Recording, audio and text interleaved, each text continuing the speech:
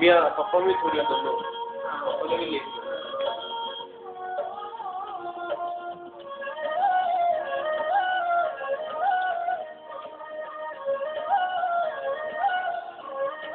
हम धर्म की चर्चा कर रहे हैं। धर्म को ठीक समझना भी जरूरी है। ठीक समझ कर किया जाए तो बहुत लाभ उठाया जा सकता है, और ठीक समझ कर न किया जाए तो जितना लाभ उठाना चाहिए उतना लाभ नहीं उठाया जा सकता। उत्तराखंड सूत्र का एक वाक्य बड़ा महत्वपूर्ण है, उस पर हमारा ध्यान रहे कि तेन आराधिया डूबे लोये। जो व्यक्ति धर्म की आराधना करता है वह वर्तमान लोक और भावी लोक, जहाँ अगला जन्म लेना है, दोनों की आराधना कर लेता है। बहुत महत्वपूर्ण सूत्र है, इस पर विचार करें। धार्मिक लोग प्राय ये सोचते हैं कि मेरा अगला जन्म सुधर जाए। 2-4 दिन पहले दड़ीबाग के कुछ भाई आए, युवक थे, श्रद्धालु लगे। एक बोला कि गुरुजी हमें ऐसा कोई रास्ता बताओ जिससे पर वो सुधर जाए, अगला जन्म सुधर जाए। मन में आया, अच्छा चिंतन है, अगला जन्म सुधर जाए, पर जिसका वर्तमान जन्म नहीं सुधरता तो अगला जन्म कभी नहीं सुधरेगा। अगला जन्म उसी का सुधरेगा जिसका वर्तमान जन्म सुधर जाए। दोनों जन्म की चिंता एक साथ है, अलग अलग नहीं कर सकते। कभी अगला तो सुधर जाए, वर्तमान का बिगड़ा रहे, ये कभी संभव नहीं है। अगर वर्तमान का सुधरेगा तो अगला भी सुधर जाएगा, और वर्तमान का नहीं सुधरेगा तो निश्चित मान लो कि अगला भी नहीं सुधरेगा। मृत्यु के समय मरने से लगभग 50 मिनट पहले अगले जन्म का आभास हो जाता है, और वे लोग बताते हैं हमें ये दिखाई दे रहा है, अच्छे दृश्य दिखाई देने लग जाते हैं, और जिनकी अच्छी गति नहीं होने वाली है उनको भयानक दृश्य भी दिखने लग जाते हैं।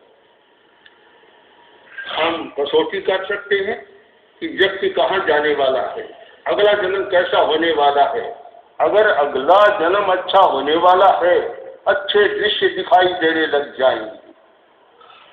महापुरुष का दर्शन, देव दर्शन, अच्छे दृश्य, उनका दर्शन सब हो जाएगा। और अगर मरने के बाद किसी को नीची गति में जाना है, भयानक दृश्य दिखाई देने लग जाए। दोनों जन्म जुड़े हुए हैं, वर्तमान का जन्म और अगला जन्म जुड़े हुए हैं। हम समीक्षा नहीं करते, हमारे जन्मों की श्रृंखला ऐसी है, पता नहीं लगता कि कौन व्यक्ति कहाँ था, किसके साथ संबंध था, कितने संबंध थे, कितने जन्म हम किसके साथ रहे, कोई पता नहीं लगता। समीक्षा करे तब पता लगता है कहाँ कहाँ संबंध जोड़े हैं, कहाँ कहाँ क्या हुआ है। जहाँ मैत्री की अनुप्रेक्षा में एक बात कही जाती है कि तुम किसी को शत्रु मत मानो, कारण कि जिसको आज तुम शत्रु मानते हो, पता नहीं कभी वह तुम्हारी माँ रही, कभी तुम्हारा बाप रहा है, कभी तुम्हारा भाई रहा है, कभी तुम्हारी पत्नी रही है। इस अनंत चक्र में, संसार के चक्र में इतने तुमने जन्म मरण कर लिए और इतने संबंध जोड़ लिए कि कौन व्यक्ति ऐसा जिसके साथ तुमने कभी संबंध स्थापित नहीं किया, ऐसा कौन मिलेगा। तो फिर तुम वर्तमान में उसको शत्रु कैसे मानते हो, दुश्मन कैसे मानते हो। जो कभी परम प्रिय था, जिसके बिना तुम रह नहीं सकते, आज उसने आज तुम उसको दुश्मन मान रहे हो। हमारे सामने बहुत घटनाएं आती है। परीक्षा स्थान में कभी कभी पूर्व जन्म के प्रयोग कराए जाते हैं। 100% ठीक निकलता है ये तो मैं नहीं कह सकता, पर हाँ कुछ अनुमान हो सकता है। एक व्यक्ति बहुत गुस्सेल था, बहुत बोलता था, उसको प्रयोग कराया गया, तो प्रयोग के बाद उसने कहा मैं अपना पूर्व जन्म देख रहा हूं और मुझे दिखाई दे रहा है कि मैं पूर्व जन्म में कुत्ता था। बात बहुत संगत हो गई। जो आदमी ज्यादा बोलता है उसके लिए कहा जाता है कि कुत्ते की खोपड़ी में थकता ही नहीं, भोंकता रहता है कुत्ता, बोलता रहता है, और गुस्सा भी कुत्ते में बहुत ज्यादा होता है। कुत्ता क्रोध के लिए तो उदाहरण बनता है, हर समय गुस्से में रहता है। तो एक संगति बैठ गई कि वर्तमान जीवन में जो चिन्ह दिखाई दे रहे हैं वे पूर्व जन्म से लेकर आया है कि बहुत ज्यादा बोलना, बहुत जल्दी आवेश में आना, आवेश में रहना, आदि आदि बातें। हम अपने पूर्व जन्म को समझने का भी प्रयत्न करें। हमारे पास कुछ ऐसी कसौटियां हैं जिनके द्वारा हम समझ सकते हैं कि मैं पूर्व जन्म में क्या था, और भावी जन्म का भी आभास हो सकता है। अपने आचरण के आधार पर व्यक्ति का जैसा आचरण है अपने आप आभास हो जाएगा। उत्तरार्जुन सूत्र में लेश्या का एक प्रकरण है, उसमें एक सुंदर आभास मिलता है कि कौन व्यक्ति किस लेश्या से आया है और कौन व्यक्ति किस लेश्या वाली गति में जाने वाला है। लक्षण मिला लो, सारे लक्षण बतलाए हैं कि ये लक्षण है लेश्या के। उन लक्षणों के आधार पर गति का निर्णय भी किया जा सकता है। एक बहुत बड़ा ये पूर्व जन्म का पुनर्जन्म का विज्ञान है, हमें धार्मिक लोगों को समझना है। केवल वर्तमान जीवन को नहीं देखना है, आगे को भी देखना है। एक व्यक्ति का एक व्यक्ति के प्रति आकर्षण, आकर्षण की स्वार्थवश नहीं, अहेतुक आकर्षण, कोई स्वार्थ नहीं चल रहा है, फिर भी आकर्षण है। एक दिन दो दिन नहीं, लंबे समय तक निरंतर लगातार वह चल रहा है। क्यों है? कारण कि कोई पूर्व जन्म का एक संस्कार है। आदमी संस्कार का पुतला है और संस्कार लेकर जन्मता है और संस्कार के साथ जीता है। तो हमें अतीत को भी पढ़ना है, और पढ़ने की विद्या भारत में विकसित हुई थी। अतीत की विद्या, यहाँ एक शब्द चलता है त्रैविध्यम। त्रैविध्यम हमने बहुत पहले जब मैं छोटा था तब भी पढ़ा तो एक ग्रंथ है त्रैविध्यम। निश्चित त्रैविध्य क्या है? त्रैविध्य। फिर जब आगे पता चला त्रैविध्य यानी 3 विद्याओं का अध्ययन। अब उसमें दूसरी होती है, मैंने उसको 3 विद्या को दूसरे रूप में परिभाषित किया है। 3 विद्या त्रैविध्य यानी एक अतीत के जन्म की विद्या, एक वर्तमान जीवन की विद्या और एक भावी जन्म की विद्या। इन तीनों विद्याओं को जानने वाला त्रैविध्य हो जाता है, जिसका प्रयोग आचरण सूत्र में भी आता है और बौद्ध साहित्य में बहुत प्रयोग हुआ है इसका त्रैविध्य का। तो 3 विद्याओं को हमें जानना चाहिए। धार्मिक आदमी को जानना चाहिए। यानी आप लोग आजीविका के लिए कितना जानते हैं, कितना जानते हैं? हमें तो आश्चर्य होता है। इतना जानते हैं, कितने कानून जानते हैं। जो व्यक्ति खाता फूटा का काम करता है कितना जानता होगा, कितना दिमाग लड़ाता होगा कि कैसे काले को धोला करना है, धोले को काला, क्या क्या करना है, कितना जानता होगा और कितना दिमाग लगाना होता है। तो जब आजीविका के लिए इतना जानता है तो एक धार्मिक आदमी को अपने जीवन के लिए भी थोड़ा सा जानना जरूरी है। बहुत गहरी बात तो छोड़ दें उन पर जो साधु बन गए या गृहस्थ में रहते हुए भी जो सन्यासी तुल्य, ऋषि तुल्य जीवन जी रहे हैं, जैसे हमारे श्रीचंद जी रामपुरिया। गृहस्थ में रहते हुए भी उन्होंने 2-3 दशक का जीवन एक ऋषि का सा जीवन जिया और इतना विकास किया ज्ञान के क्षेत्र में, इतना अध्ययन किया, रात दिन उसमें रम गए। भयंकर स्थिति, शरीर की बीमारी, तो भी ये अध्ययन उनका नहीं छूटता। तो कुछ लोग ऐसे भी होते हैं, पर एक सामान्य आदमी को भी कुछ तो जानना चाहिए। उतनी गहराई से नहीं जान सके एक साधु जितनी गहराई से, एक ऋषि तुल्य जीवन जीने वाले व्यक्ति की गहराई से वे नहीं जान सके, तो कम से कम इतना तो जानना चाहिए कि मेरा जो वर्तमान का आचार है, मेरा वर्तमान का व्यवहार है, वह मुझे क्या बता रहा है, वह मेरा दर्पण बने, उसमें मैं अपना चेहरा देख सकूं। आजकल मनोविज्ञान के क्षेत्र में, साइकोलॉजी में एक साइंस विकसित हुआ है, बिहेवियर साइकोलॉजी। जो बिहेवियर साइकोलॉजी यानी व्यवहार के आधार पर व्यक्ति का मानस को जाना जा सकता है, पढ़ा जा सकता है। तो हम भी अपने व्यवहार के आधार पर, आचरण के आधार पर पढ़ सकते हैं कि मैं अतीत में क्या था। अगर लोभ ज्यादा है, क्रोध ज्यादा है, अहंकार ज्यादा है, तो इसके माया कपट ज्यादा है, इनके आधार पर अनुमान किया जा सकता है कि मैं पिछले जन्म में क्या था,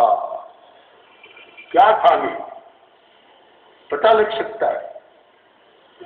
और अगर वे ज्यादा हैं, उनको उपशांत नहीं किया जा रहा है, तो यह अनुमान भी हो सकता है कि आगे मुझे कहाँ जाना है, पता लग जाएगा अपने आप। अपना दर्पण अपने हाथ में, दर्पण को देखो, अपने चेहरे को देखो दर्पण में, जैसा है वैसा देखो, क्रोध मत करो, मत गाली दो दर्पण को, वह यथार्थ का ग्राही, दर्पण को गाली मत दो, अपना अपना चेहरा बदलो, सूर्य स्वयं है राही। दर्पण को गाली मत दो। एक आदमी जिसका चेहरा बहुत भद्दा था, दर्पण के सामने, शीशे के सामने जाकर खड़ा हो गया, तो अब चेहरा जो था वैसा ही तो दिखेगा। चेहरा दिखा, गुस्से में आ गया, बोला बेवकूफ कहीं का, ऐसा दिखा रहा है भद्दा, मुझे गाली देने लगे। फिर गया, फिर जाकर और चेहरे को थोड़ा कुछ लगाया होगा, कुछ संवारा होगा, धोया होगा, कुछ किया होगा। आकर देखा तो चेहरा तो आखिर था वैसा ही था। तो लगाने से क्या हो जाए, लगाकर तो और भद्दे लगते हैं।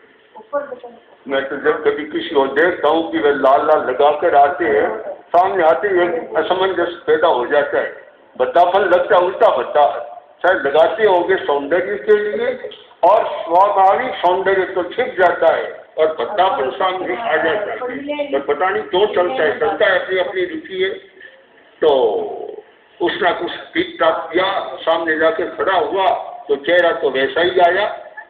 2-3 बार किया, ऐसा ही आया। मुक्का ताना और मुक्का लगाया, दर्पण को फोड़ दिया, गालियां भी दी, फोड़ भी दिया। मत गाली दो दर्पण को, वह यथार्थ का ग्राही, वह तो यथार्थ को ग्रहण करता है। जैसा बिंब है वैसा प्रतिबिंब आएगा। कैसे बदलेगा? दर्पण नहीं बदलता, सच्चा है वह, बिल्कुल ठीक वही दिखाएगा जो जैसा है। तो अपना चेहरा बदलो, दर्पण को गाली मत दो। आदमी अपना चेहरा बदल दे और अपना दर्पण बना ले, अपना दर्पण जिसमें अपना मुंह देख सके। ये चमड़ी वाला मुंह नहीं, भीतर का मुंह, भीतर का। और हमारे 2 मुंह होते हैं, शरीर के पूरे 2 हैं। एक तो ये चमड़ी वाला शरीर और एक आसपास उसका आभा मंडल, शरीर का पूरा आभा मंडल।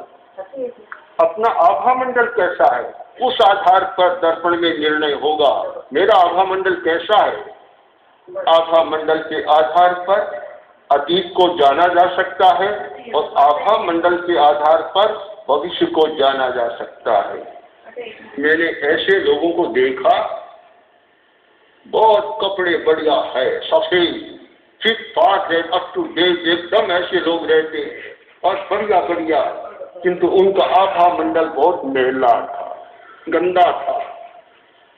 और ऐसे लोगों को देखा जिनके साधारण कपड़े, मेले कपड़े, कोई दम नहीं, उनका आभा मंडल का फोटो लिया, इतना पवित्र था कि देखते चित्त राजी हो जाए। ये हमारे 2 शरीर, एक ये चमड़ी का हाड़ मांस का शरीर और एक हमारा आभा मंडलीय शरीर जिसको हम जैन आगम की भाषा में कह सकते हैं तेजस शरीर। तेजस शरीर हमारा स्थूल शरीर है, औदारिक शरीर, और सूक्ष्म शरीर है हमारा तेजस शरीर। वह जिसका पवित्र होता है वह हमारा दर्पण बनता है और उसके आधार पर हम बहुत सारी नई बातें जान सकते हैं तेजस शरीर के आधार पर। तो हम तेजस शरीर को यानी अपने भीतर के शरीर को पहचानने का प्रयत्न करें। देखिए, देख सकते हैं अगर आप एकाग्रता में, गहरी एकाग्रता में चले जाए तो आपको अपना दूसरा शरीर सामने दिखाई देने लग जाएगा, सूक्ष्म शरीर दिखाई देने लग जाएगा। ऐसी घटनाएं कभी कभी सामने आ जाती है। एक डॉक्टर ने अपना अनुभव लिखा कि मैं ऑपरेशन कर रहा था, ऑपरेशन, उस समय एक विचित्र बात हुई कि ऑपरेशन में भूल हो गई, भूल कि कोई औजार भीतर रह गया। जब भूल होती है डॉक्टर कभी कभी रह जाते हैं, कभी कैंची रह जाती है, कभी और कोई रह जाता है, भूल हो गई। तो जो रोगी था वह रोगी बोला डॉक्टर तुम गलती कर रहे हो, पेट में औजार रह गया। मुझे आश्चर्य हुआ कि एनेस्थेसिया में था, वह तो एनेस्थेसिया का प्रयोग सूंघनी सुंघाई गई मूर्छा में था, कैसे हुआ? किंतु उसका जो शरीर था वह तो वहां था, उसका सूक्ष्म शरीर वह ऊपर था, वह बोल रहा था कि डॉक्टर तुम गलती कर रहे हो। फिर मैंने ध्यान दिया, औजार को निकाला। हमारा सूक्ष्म शरीर, हमने बहुत स्थूल दृष्टि से अपने जीवन को समझने का प्रयत्न किया है, जीवन को गहराई से समझने का प्रयत्न नहीं किया। कितने रहस्य हैं, कितने रहस्य आपको पता चले अगर आप जीवन की पोथी को पढ़ें। ये पुस्तक है प्रेक्षाजान की जीवन की पोथी, जिसका अभी अभी बहुत सुंदर अंग्रेजी अनुवाद आया, ट्रूथ ऑफ लाइफ। तो पढ़िए तो आपको पता चले कि हमारे भीतर में कितने रहस्य हैं और कितने आश्चर्यजनक काम कर सकते हैं। धार्मिक होना बहुत सरल मान लिया, सरल मान लिया, धार्मिक का मान लिया कि महाराज के जाओ, वंदना करो और सिर चरणों में लगा दो, कृतार्थता का अनुभव करो, ऐसा हो गया। मुझे तो लगता है कि कभी कभी आता है कि चरण स्पर्श तो बिल्कुल बंद कर देना चाहिए। कई बार सोचा और लोगों की धारणा गहरी बन गई, यानी धर्म की धारणा को बदलना है, केवल वाक्याचार्य नहीं, केवल आए चरण स्पर्श किया, वंदना की, ये तो एक प्रारंभिक बात है, भक्ति का प्रयोग मान लो। आखिर तो जीवन को समझने का प्रयत्न, अपने जीवन को समझना है और इस वाक्य को याद रखना है। बड़ा महत्वपूर्ण वाक्य मैं मानता हूँ, छोटा सा वाक्य है, तेण आराहिया डुबे लोए, तेण आराहिया डुबे लोए, तेण 2 अक्षर, आराहिया 4, 6 हो गए, डुबे 8, लोए 10 अक्षर का है। यानी उस धार्मिक ने दोनों जन्म की आराधना कर ली, वर्तमान जन्म को भी सुधार लिया और अगले जन्म को भी सुधार लिया। ये हमारी दृष्टि बननी चाहिए, ये हमारा दर्शन बनना चाहिए और ये हमारा चिंतन होना चाहिए कि मेरा वर्तमान जीवन सुधर रहा है या नहीं सुधर रहा है। गुरुदेव ने जब अनुव्रत की बात कही, क्यों कही, अनुव्रत आंदोलन का प्रवर्तन क्यों किया, आप गहराई से इसे समझने का प्रयत्न करें तो यही था कि धार्मिक लोग कहते मेरा परलोक सुधर जाए, परलोक सुधर जाए। इस पर लंबी बहस चली तो गुरुदेव ने कहा कि अगर तुम्हारा वर्तमान का जीवन अच्छा नहीं है, प्रामाणिक नहीं, नैतिक नहीं, ईमानदार नहीं, सच्चाई का नहीं, तो अगला जन्म कैसे अच्छा हो जाएगा। इसलिए तुम सबसे पहले और ज्यादा धर्म न कर सको तो कम से कम अनुव्रत की आचार संहिता का पालन करो, ईमानदारी, नैतिकता, सच्चाई का पालन करो, निश्चित तुम्हारा अगला जन्म सुधर जाएगा। इस बात को भी पकड़ा नहीं जा सका, लोगों ने पकड़ा नहीं। और मैं तो मानता हूँ कि शायद सामायिक करना, उपवास करना, 28 करना, एक मासिक तप करना कठिन तो है, पर वह सरल है। नैतिकता का जीवन जीना उससे भी बहुत ज्यादा कठिन है, बहुत ज्यादा कठिन, अति कठिन है। और लोग सीधी बात को पकड़ना चाहते हैं, कठिन बात को पकड़ना पसंद नहीं करते। पगडंडी पर चलना चाहते हैं, राजपथ को भी छोड़ देते हैं। 1 मील का चक्कर चल के 2 किलोमीटर का चक्कर चल जाएगा, बड़े चक्कर ज्यादा ही पड़ जाएगा। हमारे कुछ मुनि हैं जो पगडंडी में बहुत खोजते रहते थे। अब तो सड़कें होंगी, पगडंडियां समाप्त होगी, पहले बहुत खोजते। पर बंधुओं, कठिन मार्ग को चुने बिना, कठिन मार्ग पर चले बिना आखिर गति नहीं हो सकती। इसलिए हम विचार करें, 2 जन्म की बात सोचें। और स्थानांक सूत्र में तो और आगे की बात बता दी कि 2 की नहीं 3 जन्म की बात सोचें। धर्म के द्वारा 3 जन्मों को सुधारा जा सकता है। 3 जन्म की बात सोचे। सबसे पहले वर्तमान जन्म को सुधारें, फिर आपको चिंता नहीं, अगला दूसरा जन्म अपने आप सुधरेगा। और तीसरा जन्म यानी दूसरा जन्म, मान लो आप देवता होंगे और कहीं जाएंगे, और तीसरा जन्म में भी आपके अच्छे स्थान में जन्म होगा। तीनों जन्म का सुधार। इसलिए धर्म के मर्म को समझकर हम धर्म की आराधना करें, जिससे वर्तमान जीवन में आनंद, शांति, सुख से जिए। रोते रोते नहीं जिए, दुख की गाथा गाते गाते नहीं जिए, बिलखते कलपते नहीं जिए, आनंद के साथ जीवन को जिए। जीना उतना बड़े आनंद के साथ, न कभी आंखों में आंसू आए, न कभी दुखड़ा गाए, न कोई गीत गाए, न और कुछ करे, और यह माने कि देखो मनुष्य का जन्म मिला, कितने आनंद के साथ धार्मिक जीवन हम जी रहे हैं। तो आनंद से जिए, अगला जन्म भी आपका आनंदमय होगा और सब अच्छा होगा। इसलिए धार्मिक आदमी को ये 2 बातें याद जरूर रखनी है। एक पहली बात कि वर्तमान जीवन अच्छा होगा तो अगला जन्म अच्छा अपने आप होगा, कि उसके लिए चिंता करने की मुझे जरूरत नहीं है। दूसरी बात, मैं जन्मों को तोड़कर न देखूं। अतीत का जन्म, वर्तमान का जन्म और भविष्य का जन्म, तीनों को एक साथ पढ़ने का प्रयत्न करूं तो मेरा व्यवहार अच्छा हो जाएगा। इस संदर्भ में वह गाथा बड़ी काम की हो जाती है। धम्मो मंगल मुक्तित्थम अहिंसा संयमो तवो देवावितं नमन संति जस धम्मे सयामणो। जिसका मन धर्म में रहे तो उसे देवता भी नमस्कार करते हैं। लोग तो देवता की परिक्रमा करने जाते हैं, और देवता किसकी परिक्रमा करते हैं? धार्मिक आदमी की।